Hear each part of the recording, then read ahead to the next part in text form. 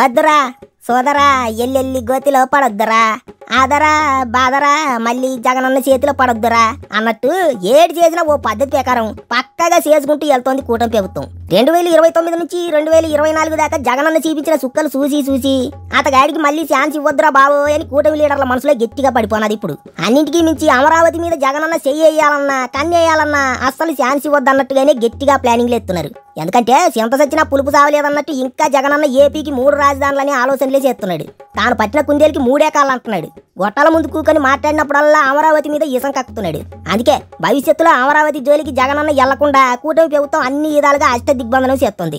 అదేటో గాని జగనన్నకి జనం ఇట్టాల కంటే కూడా తన అహంకారమే ఎక్కువైపోయినది. కానీ అట్ట కుదురుతుందా చెప్పండి? రాచరికం మాదిరి చేస్తానంటే రాచి రంపానెడతారు ప్రజలు. జగనన్నలా మగ్గు పట్టి పడితే జనం భరతం పట్టే రోజులు ఇయ్యి. కానీ జగనన్నకి మాత్రం ఆ విషయం బోధపడట్లేదు. నిజానికి ప్రపంచంలోనే గొప్ప పేరు సంపాదించుకున్న ప్రధానమంత్రి మోదీ గారే ఒకానొక టైంలో వెనక్కి తగ్గారు. వ్యవసాయ చట్టాల విషయంలో రైతులంతా తిరగబడేసరికి ఆయన ప్రజల ముందుకు వచ్చి తప్పు ఒప్పుకున్నారు. చట్టాలు వెనక్కి తీసుకున్నట్టు ప్రకటించారు. అంత గొప్ప మడిసే ప్రజల కోరికలకు తగ్గట్టు ఓ మెట్టు దిగి పరిపాలన చేస్తే జగనన్న ఎంత చెప్పండి? ఏదో ఒక్క ఛాన్సు అని సెంటిమెంట్ను వాడుకుని ఆయింట్మెంట్ పూర్తే జనం ఏదో ఒక్క అవకాశం ఇచ్చారు. దాన్ని కూడా ఆయన గోరి చెడగొట్టుకుని 11 సీట్లకు పడిపోనాడు. అయినా సరే ఇంకా తనకు నచ్చినట్టుగానే చేస్తానని మాట్లాడుతున్నాడు.